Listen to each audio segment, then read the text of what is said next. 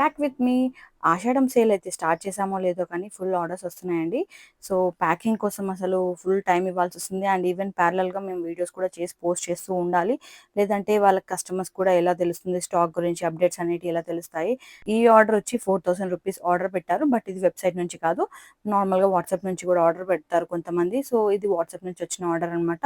Website నుంచి వచ్చినయి almost pack చేసేసాము. ప్యాక్ చేసినాక మళ్ళా ఆర్డర్స్ వస్తూనే ఉన్నాయి. 3 డేస్ నుంచి ఆషాఢం ఆఫర్స్ అనేటివి పెడుతూ ఉన్నాం కాబట్టి, సో, ఆఫర్స్ అనేటివి చాలామంది యూజ్ చేసుకుంటున్నారు. రా మెటీరియల్ ప్యాక్ చేయడం అంటే అంత ఈజీ కాదండి. ఫినిష్డ్ మెటీరియల్ అంటే ఒక ఐటమే కాబట్టి మనం ఒక కవర్‌లో పెట్టి పంపించేయొచ్చు. బట్ ఇది రా మెటీరియల్ కదా! సో, ఈచ్ ఐటెమ్‌ని మనము సెపరేట్‌గా తీసి దాన్ని సెపరేట్ కవర్‌లో ప్యాక్ చేసి అలాగే బాక్స్‌లో బబుల్ ర్యాప్, ష్రింక్ ర్యాప్ అవన్నీ చేయాలి కదా!